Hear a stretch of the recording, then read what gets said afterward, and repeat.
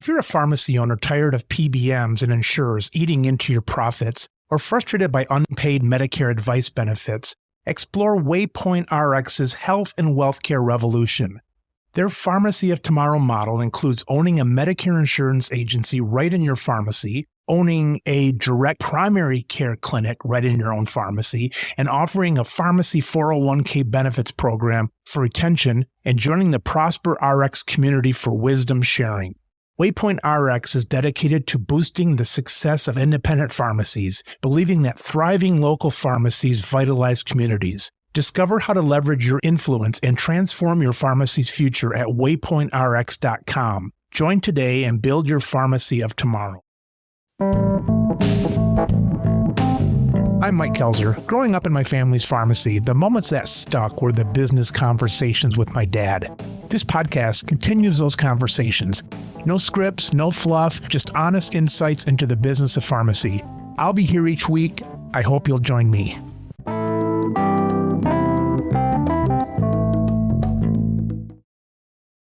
Joey, introduce yourself to our listeners. My name is Joey Dizenhouse. I serve as the president and CEO of a company called SlateRx, as in a clean slate. We are in the pharmacy benefits business, serving plan sponsors, trying to help fight back against all of the challenges we have in the industry related to affordable prescription drugs, transparency, fiduciary responsibility, and the like. It's good to have you on again. Last time I remember how interesting our conversation was, how down to earth it was coming from you. I think as a PBM guy, I think the difference there is we were talking about opaque versus transparent. Now, since we've talked, though, you've got the title of a CEO at a different company. What happened there?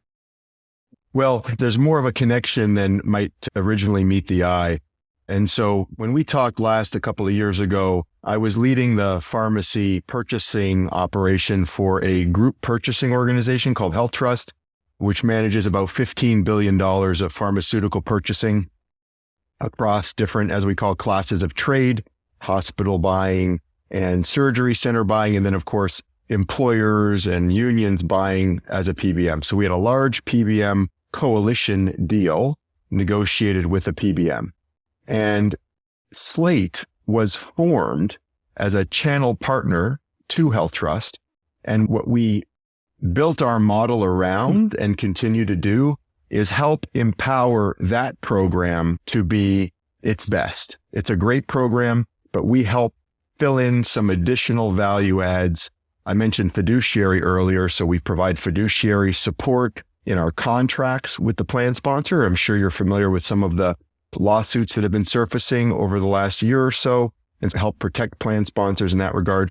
We also have a very custom, bespoke clinical model that's all about getting the patient to the least expensive, efficacious product, educating prescribers on what the cheapest product is for the patient, and sort of removing those barriers to data that have been traditionally a problem. So we are partners with my former group at Health Trust, and we expand on that program to deliver additional value to plan sponsors.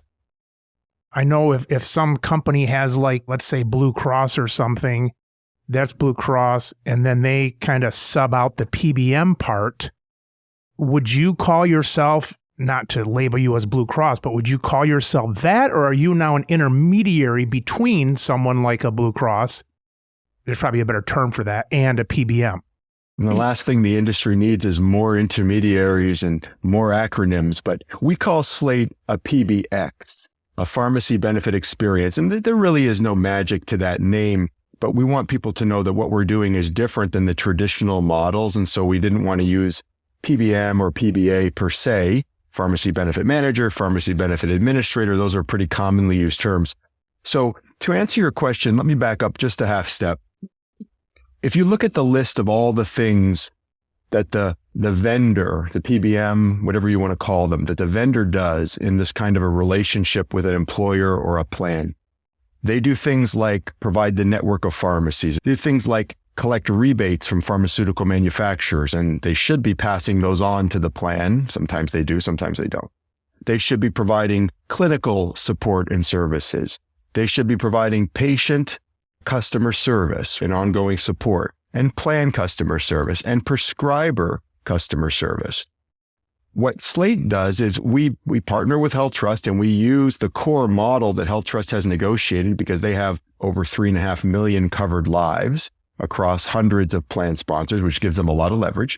And then that deal means that the financials are very strong. So we're using the HealthTrust program, which is delivered via a partnership with Optum.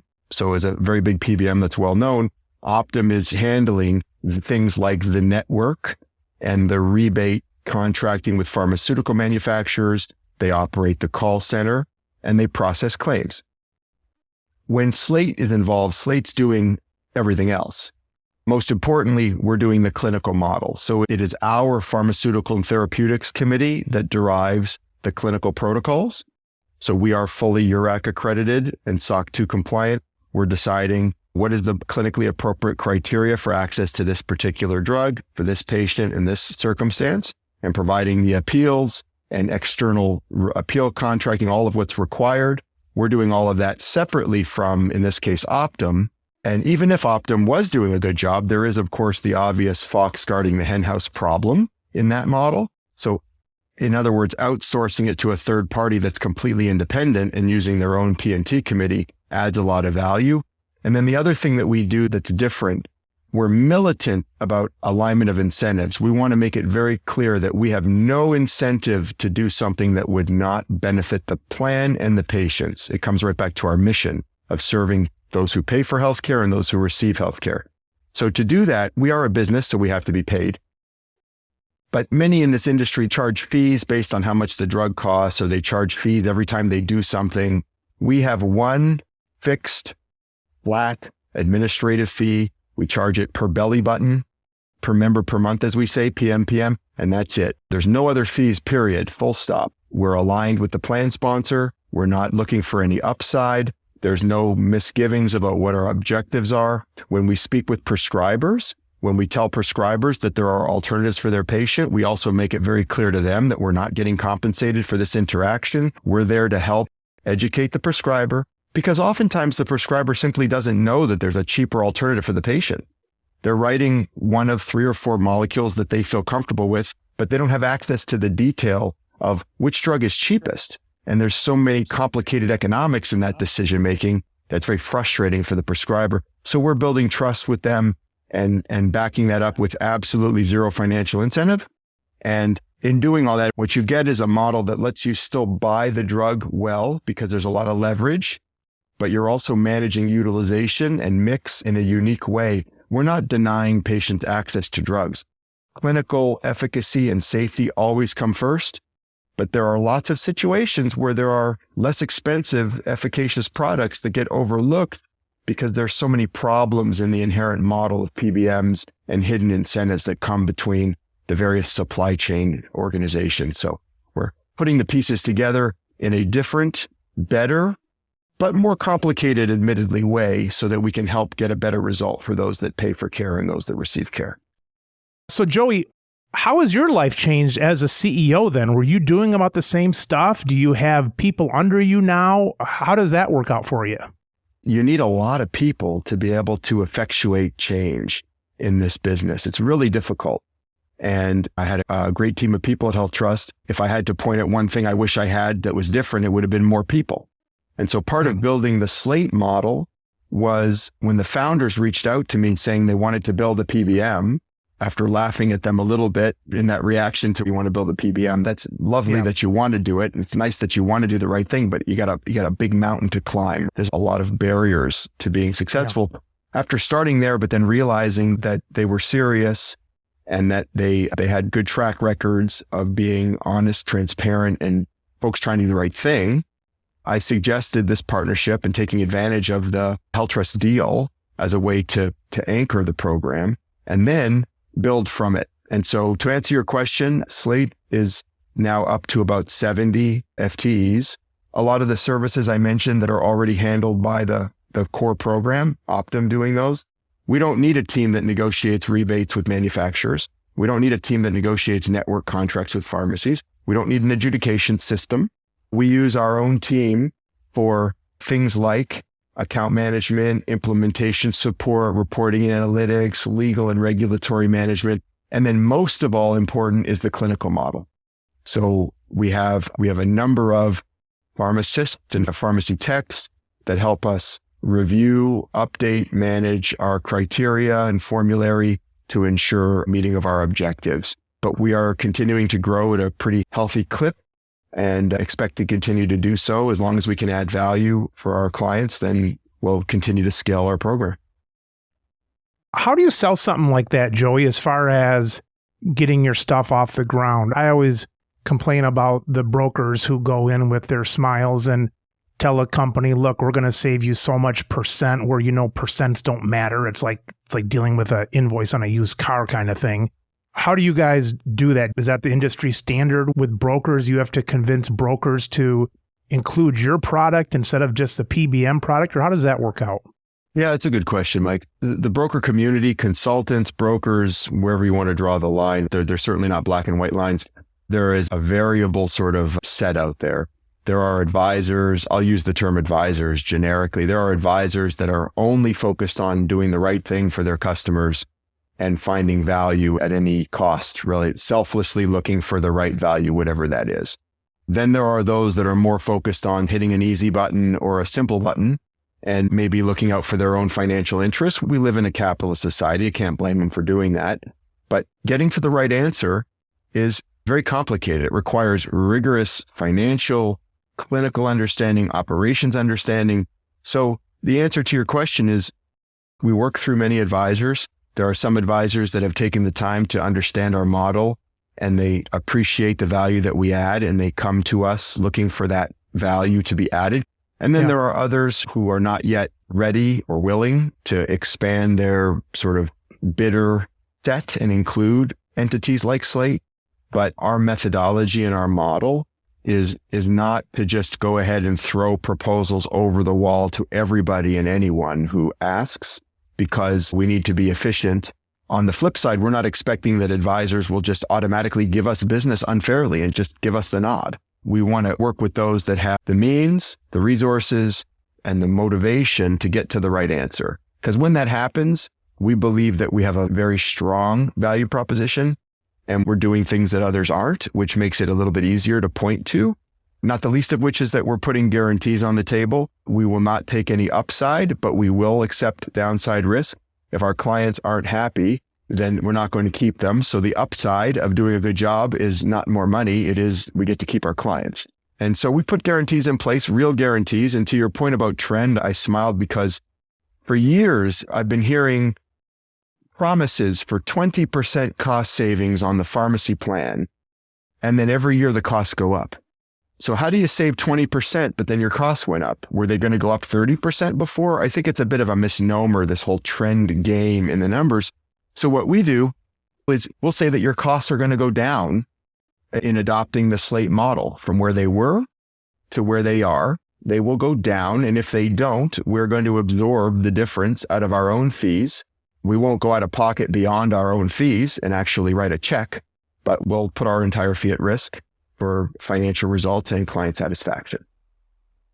My listeners know here, but for anybody that's not in pharmacy, about 3 years ago, we stopped selling brand name at our pharmacy and we're doing quite well. So we haven't done a brand name in 3 years. And one of the ways I explain it to people when they come in, this is when we still had some of the brand name on the shelf we were selling off.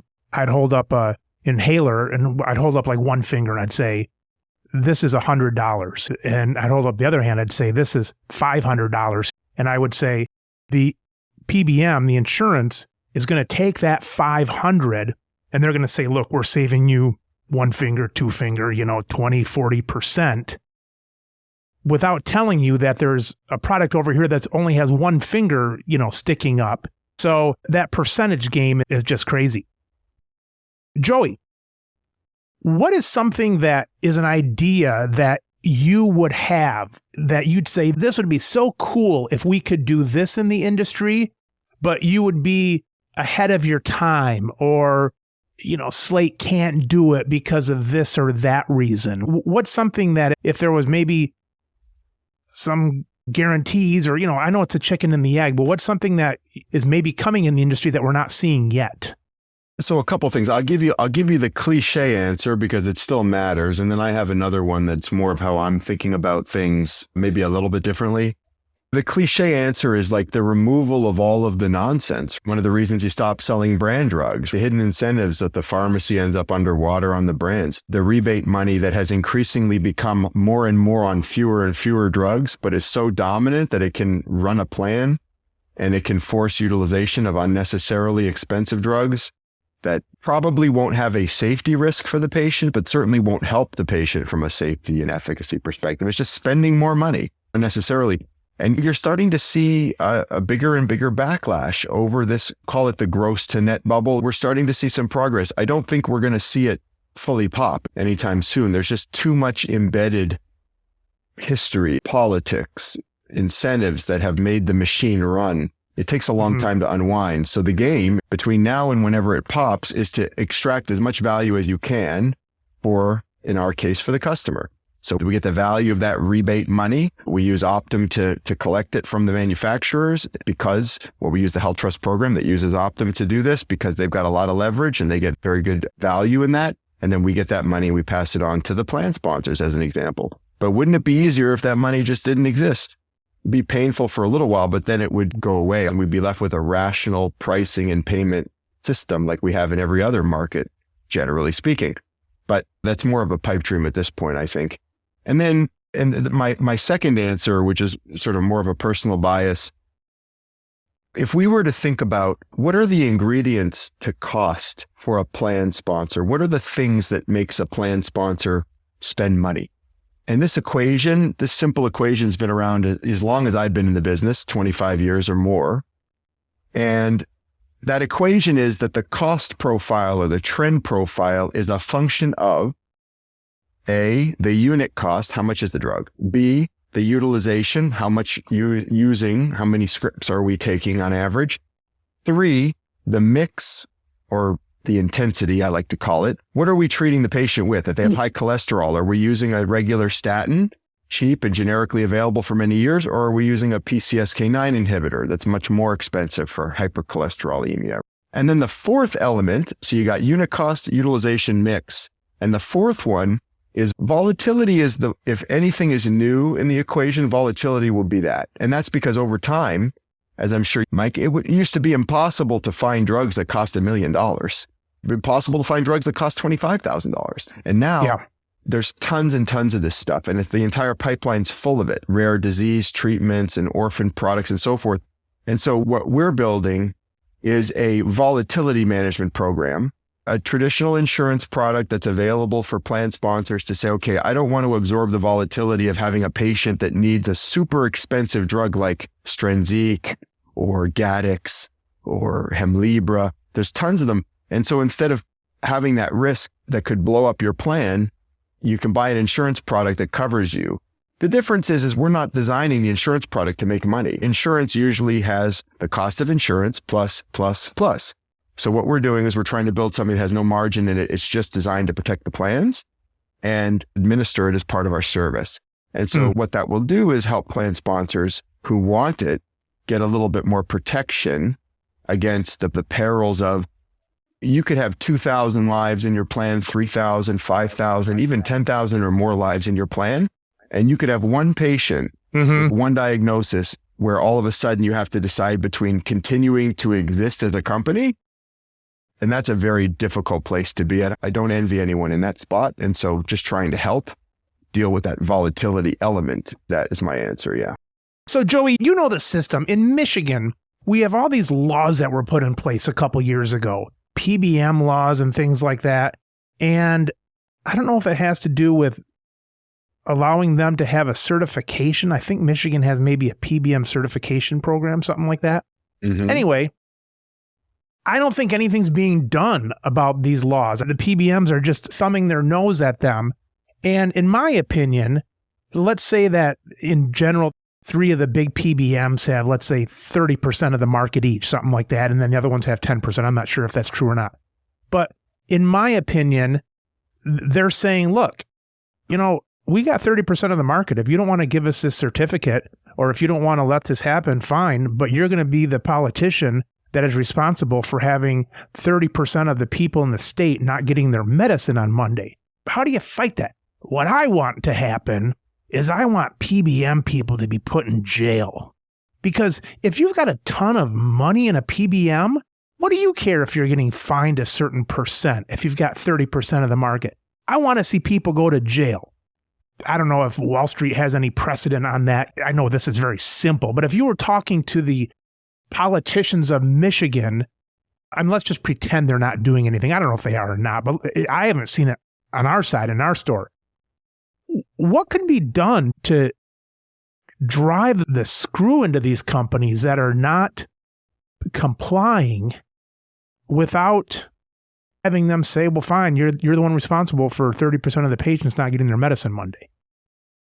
Very difficult question to answer, and I'm happy to answer. I'm not trying to be evasive. I don't know what can be done because the market share of the big three entities has been and continues to be upwards of 80% in total. And then it's a distant sort of 4th and 5th and 6th and 7th and 28th and 39th and so forth. Yeah. And so many states, you mentioned Michigan, I think that their licensing requirement went in place 1/1 of last year. They may have done something before that too, but it isn't just Michigan. There are several other states putting their own regs forward, each doing it a different way, starting to argue that the sort of laws that affected health plans, which was federal in nature, is not superseding the state rules anymore. And there's a lot of controversy over that. And so I think it's good that the states want to get involved. The question is, are they adding more complexity to the market dynamic, especially if you're thinking about commercial plans? Because most commercial plans are not targeting people in one state. They're in multiple states. So how do you regulate people that are across state lines? And then is it where they live or where they work? Is it where they spend their time, where they pay taxes? It just gets very complicated.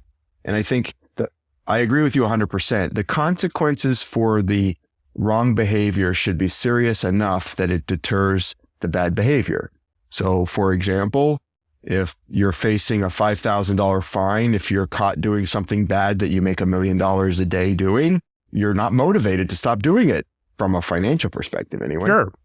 It's just not set up necessarily correctly. And ironically, these laws affect organizations like mine too, where we have to submit applications and get acceptance as, it might not be a PBM, it might be a third-party administrator, it might be a utilization review vendor, but there's protocols. You got to submit, you have to pay and allow for audits and things. And there's good reasons to do that, but we have 50 states all trying to do it at the same time. What ends up happening is a smaller outfit that's trying to do good has to invest a lot more resources proportionally to deal with this state by state stuff versus a monster organization that can have a whole department of people. So it's counterintuitive. And I don't know what's going to make change happen in that regard. But what I would say, what's really started raising eyebrows, just like what happened in the 401k industry some time ago, what's happening now with the plan participant class action lawsuits against the plan sponsor, fiduciaries, board members, those lawsuits, the most recent of which was announced just within the last couple of weeks. JP Morgan's program was the center of that one. I'm sure you saw. It's calling into question the responsibilities of those that are making decisions. And in making those decisions, if those decisions are not looking out for the plan participants, that is a textbook failure of the fiduciary rule. So who's responsible for that? Well, it is technically the fiduciary, and the PBM is not the fiduciary. It is the plan sponsor. And so that's part of the reason why Slate is trying to help with that, because we know we're doing the right thing. We know that we've covered the bases of those things. Like one of the issues that constantly comes up are specialty drugs that the PBMs want to protect dispensing from their own pharmacies that are available generically, like Tecfidera and Gleevec, Zytiga, the same suspects, Aubagio. And it turns out that the patient paid $4,000 for a drug that's available on a direct buy website for $20. How is that possible? Well, I don't know if it's greed or disorganization, probably mostly greed, but that's unnecessary. We don't have that problem in our program. So we provide the language to help protect the plan sponsor so that they know that if they were to find themselves in a lawsuit, that we would be defending them and we could defend them. And that helps take some of the pressure up. But none of that addresses your point, which is what's going to make the traditional PBM that's earning money in these ways that are unbecoming to the long-term viability of this business. For plan sponsors, what's to stop them? I don't have a good answer for you. There are no consequences of any substance today. And we've seen all of the trials and bringing these leaders in front of the Senate hearing, the Senate committees and testifying. And it's such a complicated model that if you listen to the best of the best and the worst of the worst, both tell you what they're doing, it'd be really hard to discern the difference unless you're knee deep in it. I remember as a kid listening to like the State of the Union, Nixon and stuff like that, maybe Ford. And Charlie Brown, the teacher on that, or when they're on the phone, it's, the want. I remember as a kid watching that stuff, and this stuff would actually sound like that going over in my head, the terms and stuff. And I don't think I know a hell of a lot more now. But anyways, back in the Federal Trade and all that Ma Bell and all the phone stuff, which was always confusing as hell as a kid, I guess one of the answers to this is whether it's through the FTC or whether it's through good companies like Slate and so on, it's, gradually chipping away at the 80%. And then that way, when the state of Michigan finds someone doing something nefarious, they can say, we're going to shut you down. And instead of you being 30% of the market, you're 12% of the market, something like that. So, or not give you your license and things like that. That takes time, but that's one way to stop that from happening. Here's one that gets me, is we've got this company in town, Priority Health, and they give these OTC cards to employees around the area. And let's say they get like, I don't know, maybe it's $100 a month on a card. And that seems like the perfect opportunity. And I'll get to the prescription side of that in a second. It seems like the perfect opportunity for someone to use that card to say, I can either go to one of the chains in town, and God bless our chain brothers and sisters, but they just don't have a lot of the resources that maybe an independent would as far as patient care and so on. But they can either go to this chain and use their OTC card and they can get something for $10 or come to us and get something for $11 or whatever. And so they can decide if that dollar is worth it to them or not for the extra service, quicker service, that kind of stuff. But what a perfect time to do this. And it wouldn't seem to affect the insurance plan that much because they're given the $100 period. They're not spending it.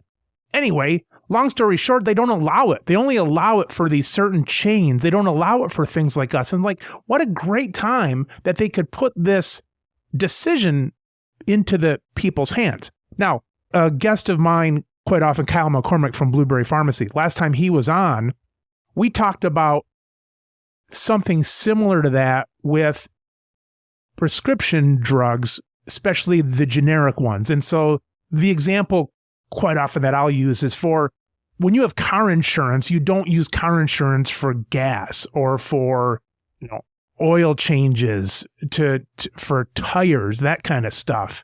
Right. Speaking about cars, guy, I'm in Michigan and kind of a sloppy winter we've had here. And my windshield wiper fluid runs out. And I talked about this last week on the show. Joe, I don't know if you remember this. Back in the day, you didn't have these just side little things to put the antifreeze in. It was actually, you had to like open the antifreeze, tank in front and have the stuff spray all over with the heat. Sure. Anyways, now they have these little side tanks. So I put in this windshield wiper fluid and it's like, it's not working. I hear the the pump working, but there's no fluid coming out. So I put more into it and pretty soon I'm like, God, it must be frozen. I think must be a chunk of ice in there in this hard Michigan winter. So finally I get this Prestone, it's not the antifreeze, it's Prestone freeze-free windshield wiper fluid. I'm putting it in this windshield wiper thing. Ends up that I've been putting the windshield wiper stuff in the extra antifreeze thing the whole time. So anyway, so I'm believe me, that's something I could see myself doing too. Yeah. Absolutely. So, and it's like every time I put this new windshield wiper fluid in there, I'd look and I'm like, none of it's been used, but it's all like brown and stuff. I was like, how the hell is that happening?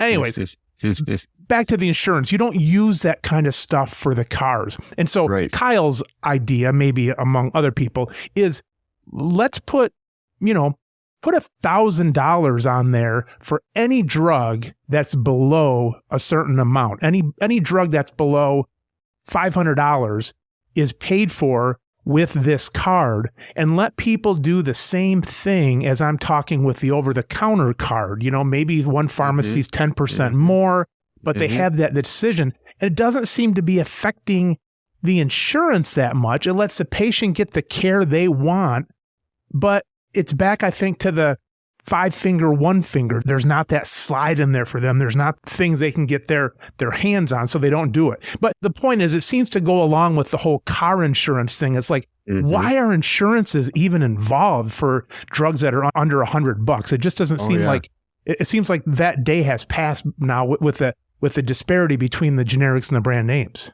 Oh, you're absolutely right. And the best way I can sort of empathize or agree with you via story is if you look at forget pharmacy and just look at sort of like traditional medical insurance and then traditional dental insurance, right? Traditional medical insurance, at least for the most part, is designed to cover you against the stuff that you God forbid, are in a situation where you need it, hospitalization, expensive stuff.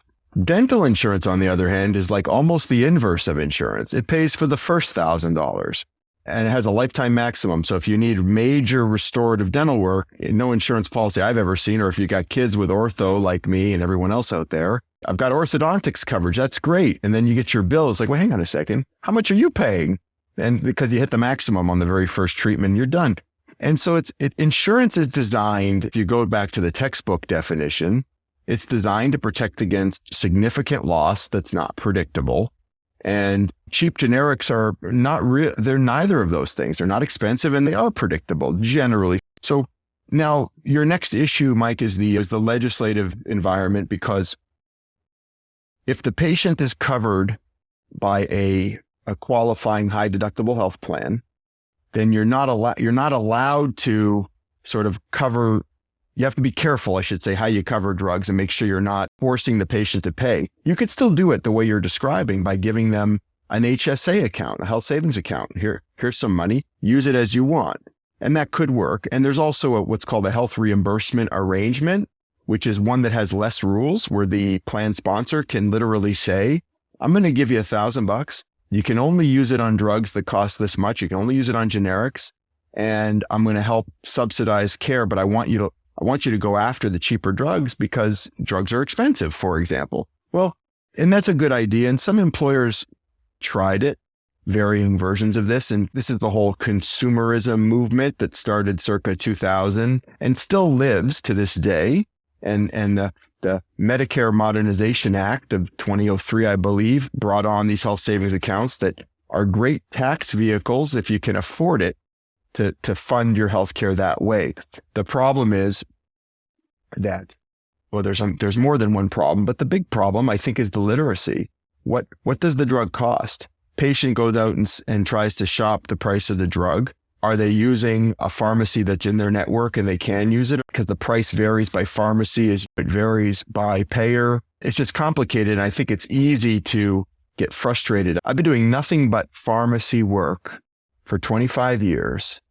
And I still learn something every day. And it's amazing to me. And I just imagine people who dabble in this space and they do pharmacy for 1/10 of their time or 1/50th of their time, because they don't do pharmacy. They just use drugs like 52% of the population for their conditions. It must be overwhelming. And there is no good solution to that. But if we can fix the opacity of the pricing and make things more competitive on that front, so that if you want to get a tablet of omeprazole and it's a prescription version of omeprazole, that you know what the price is supposed to be, and it's not going to vary based on where you get it or who the PBM is. But again, we are a long way from there, because like fundamentally, and this is, again, I am not trying to promote what Slate is doing. I think there's lots of organizations out there trying to do the right thing. I think plan sponsors should strongly encourage a look at other vendors and not necessarily just the traditional models, because you can really create value. But if you just look at where the money is going, more and more of the money is going to less and less of the patients, with less sort of rigor applied to understanding the sources and uses of that money. So making an effort to try and separate out the misalignment is just, I always advise that. You're going to hire somebody to work for you, make sure that they're benefiting from your strength and they lose if you lose. When you sign an agreement with a PBM, it is not an aligned agreement. Their loss is your win and vice versa. And that's what you got to get away from. So it starts with the contracting, and we just don't expect things are going to change seismically tomorrow. So in the meantime, let's pick away at this every way we can to get at the value that we know is out there hanging that hasn't been capitalized on. And it's significant. Well, it sounds like Slate is taking the right approach. As I understand it, when one of these insurances come in, the whole medical insurance, I'm not talking just the PBM, when the whole medical insurance comes in, they say you're going to pick one of these 3 big PBMs, and if not, you can't carve that out. If you don't take one of these, we're going to raise your insurance price. I mean, they can slice it any way they want to, but we're going to raise your insurance 25% if you try to do a carve out, things like that. And people are like, what am I supposed to do? I guess maybe find a whole new mother insurance. But it sounds like you guys are taking the right approach because you're still attached to one of the bigger PBMs. You're just kind of riding on top of it. So you don't have to get a special carve out to use you. You're kind of on top of something that's already in place, it seems. Well, yeah, to some extent, yes, but you're absolutely right. And this is part of the problem.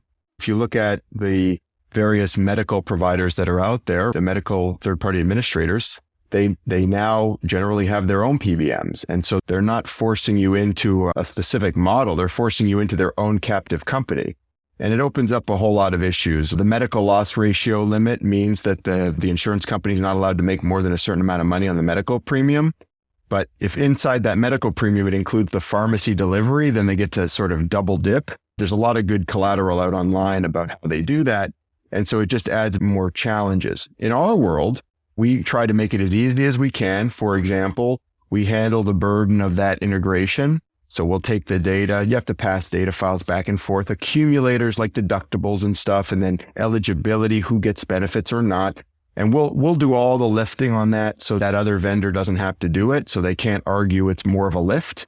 But we still find situations where that other vendor, the medical vendor, will say something like, oh, if you're going to separate out the pharmacy and give it to Slate or whomever, I'm going to charge you an extra X. And I've seen ridiculously big numbers. So that kind of behavior is just, in my mind, unacceptable and unbecoming consumerism and capitalism. But what I would suggest to combat that is to a plan sponsor, if you're thinking about this for your own program, and let's say your plan renews every January 1st, like most do, you have a January calendar plan, don't start talking about this with your medical vendor in August.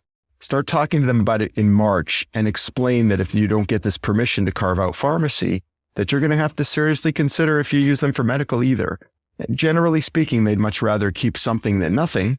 But if it's last minute, they know that they can apply pressure by stalling some of these tactics of extra fees. So we've had some success, but Mike, by no means is it easy or as simple as, oh, if you go to Slate, you can get it done, no problem. It doesn't work that way. We have the same sorts of challenges and just do everything we can to try to make it easier for the customer. You know, I can't think of any middle people that I like these days. I'm trying to think. If I need to buy some, I'll just say Amazon. I want to go to Amazon. I want to look at all the reviews of honest people. I want to see the top seller. I want all that stuff. Versus the old days of, well, let's just say a mattress. The next mattress I'm going to get online. I don't want that middle mattress guy who's not showing me everything. You don't know what incentives he has and all that kind of stuff. I can't really think of anybody that I want the middle person available.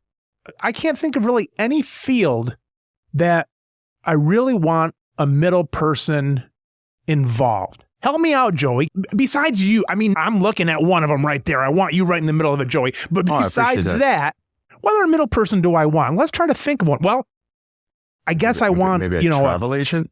I was just going to say maybe. A pilot. I want the pilot between me and the ground. That's true. Maybe travel. Yeah. Maybe travel and sometimes travel, you'll get the transparency and they'll get a fee from it, that kind of stuff. That doesn't make your stuff go higher. But I can't really think of anybody that I want in the middle anymore. And I guess you got to be careful because people will say the same about pharmacists. I don't know how someone could say the same about pharmacists. I think pharmacists need to be doing more ability to prescribe, right? I think you might remember I was born in Canada, lived in Toronto for the first half of my life. And so know that system fairly well as well. And pharmacists in the US have less prescribing authority than in many other markets around the world. I think that's a miss. I think it would open up a lot more value and support for prescribers too, for physicians. The point you make is a good one. And at the risk of sounding defensive, which I'm not trying to do, I'm not really viewing what Slate is doing as a middleman or middle person in that traditional context. We're providing services that are necessary for the plan. So for example, you can't administer your own appeals, and nor would you want to. If you're the plan, you wouldn't want to decide if a patient gets a drug or not. You need someone to do that for you. The stuff that we are using an intermediary for, the value comes from the economies of scale. Optum is a big organization, and I'm not going to say that they're without challenges, but the agreement, the way we work with them, we have a special team, dedicated program. It's a strong program. And they're really just part of the delivery solution, but they bring the leverage of their 70, 80 million lives to the table. And this program that we're part of is their largest customer. So we get the leverage from them. So that's where the middleman model can help, because in essence, instead of assuming this is true, if you buy the product on your own, you pay $1. But if you buy it through this enterprise, you might pay a couple of cents for the privilege, but then you'll buy it for 90 cents instead of $1 and you'll save net. That's the model. But I agree with you. And in today's day and age in technology, as a personal consumer, as an individual consumer, the amount of information that's out there as compared to when we were younger is unbelievable. You can learn the most minute details about anything you want if you have an iPhone and 20 minutes, and maybe less now because AI will go and get it for you. So now we're back to what's the problem with the insurance and PBM industry is that it's sort of a club where you don't get access to the good stuff unless you have a way to get in. You can't just go in. Sometimes you can, but not on balance. You can't just go and buy at the best price because it's not made available that way. There's too many moving parts in the supply chain. Absolutely. Joey, talking about YouTube, we can learn so much now. Back in the day, I used to try to lift weights. I'm, 13, 14 years old, something like that. And I bought these Weider, Mr. Universe, books or something. And back then, nobody talked about steroids. And so no one said anything. So I'm lifting weights and I look like a pud, compared to these guys on steroids and zero body fat. If I knew then what I know now about you don't look like that without steroids and without doing all this stuff, I probably would have kept lifting weights. The other thing is I used to play bass guitar more back in high school. The thumb slap and the pick and stuff like that. Kids take it for granted now. Where would you learn something like that? You don't see it in the newspaper. You're not going to find it in the library. You're probably not going to go to a bass guitar teacher, to say, hey, I only need to hire you for 5 minutes to show me how to make this sound. And it's just crazy, the stuff that kids and people can do now that I had no idea before. You'd have a thought and you'd just say, huh. And that would be the last time it crossed your mind. You're right on. And having 3 teenagers myself, the wealth of information that's at their fingertips, the ability to learn it. You want to learn a language. You want to learn a skill. You want to understand the history of something. You don't have to pay for it. You don't have to trek yourself to a library. It's just right there.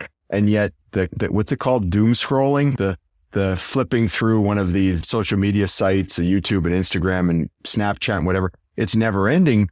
And I'd like to think that if I were a young person again going through this day and age, I would take the time to learn, organic chemistry. I'd probably doom scroll like they do, but it is amazing and taking advantage of it now. I don't know if you noticed, you mentioned the bass guitar. Your listeners won't be able to see it, but so I picked it up I started late in life. I picked up the guitar maybe 4 years ago because my middle child wanted to play. And so I bought her a guitar, bought me a guitar. We started playing. About 3 weeks later, she gave up and I kept going. And I found a guy online, a British fellow by the name of Justin Sanderco. He has a site called justinguitar.com. There's a paid site, but it's mostly free. Literally 10,000 hours of videos, starting from which way is up to the most complicated thing, and just learn.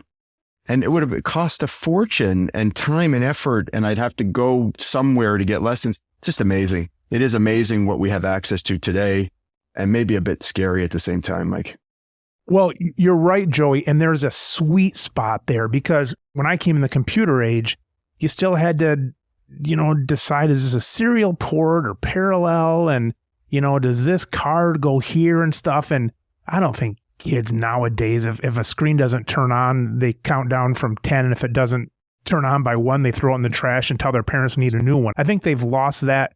I call it joy. But I think you're right on the doom scrolling, is that you've got to find the right age, because I'll use the internet to maybe learn about the podcasting and do this kind of stuff. But anybody a whole lot younger, they've got all the information, but there's so much of it, and it's so mesmerizing and, the doom scrolling, that they don't have the initiative to want to learn something because they're enjoying just scrolling through their phone. So I think there's a happy medium of people at a certain age that appreciate it and will actually do something about it, pick up the guitar or do the podcast, the piano, that kind of stuff. But on the thing of the younger generation, it's going to be similar to, throwing out the screen if it doesn't turn on in 10 seconds. All good points.